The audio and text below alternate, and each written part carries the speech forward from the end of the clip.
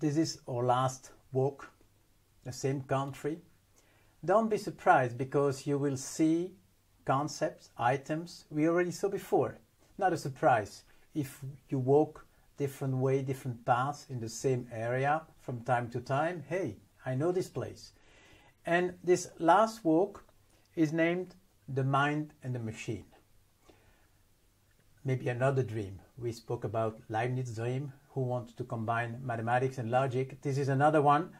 It's the dream of putting somehow the man on a machine. And it's a dream, maybe a nightmare, that's another story. But it's interesting, we can talk about this dream with the same guides, the 6 famous guides we have now for this lecture. Maybe we need another one, which is Norbert Wiener.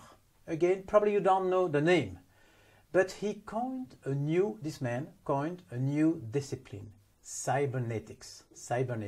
In 48, I remember because I was born in 48. In 48, he wrote a book, Cybernetics, Science of Feedback and Control System.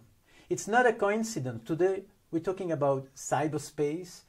Cyberspace somehow is connected to the cybernetics. And government is also connected to cyber and cybernetics. This is strange when you look through the words, but that's maybe for another time. So Norbert Wiener had this idea of cybernetics. The feedback is probably one of the key concepts in the systems approach. You remember the 5th discipline? The feedback. What's the feedback? It's the loop. Let's take an example. If I have a glass with water and I pour water somewhere, okay?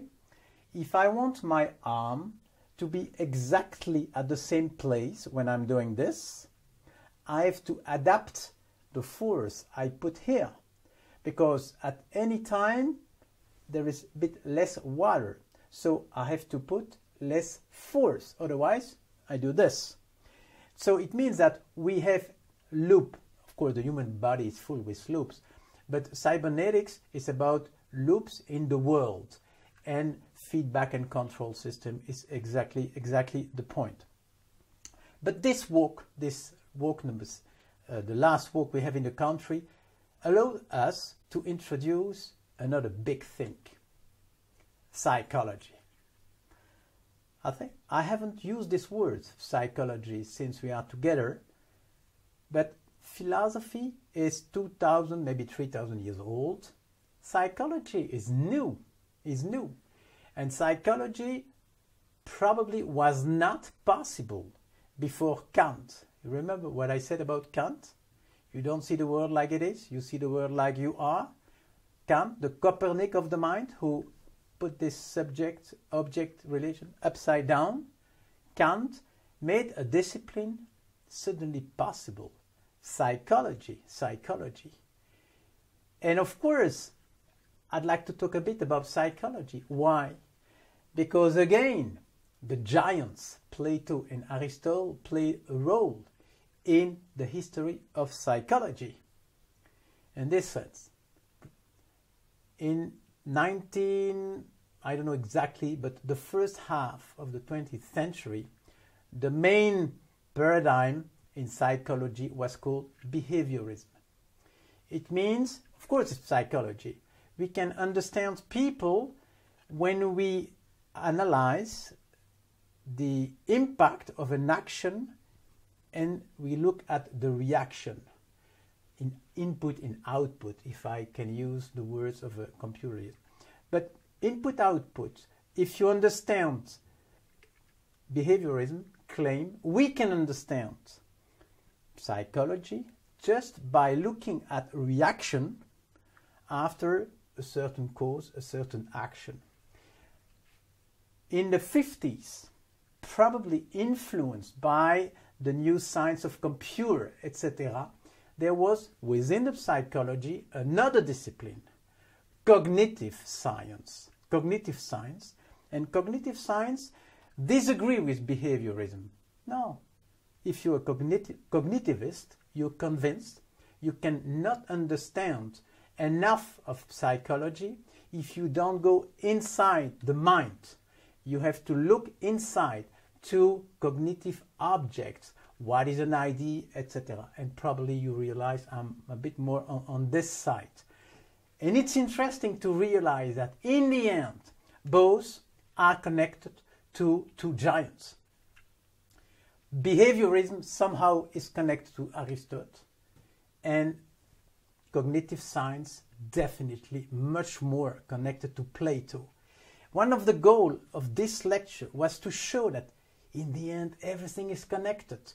You can go, and at the cross you always have giants, people, human beings with the strengths and weakness, etc.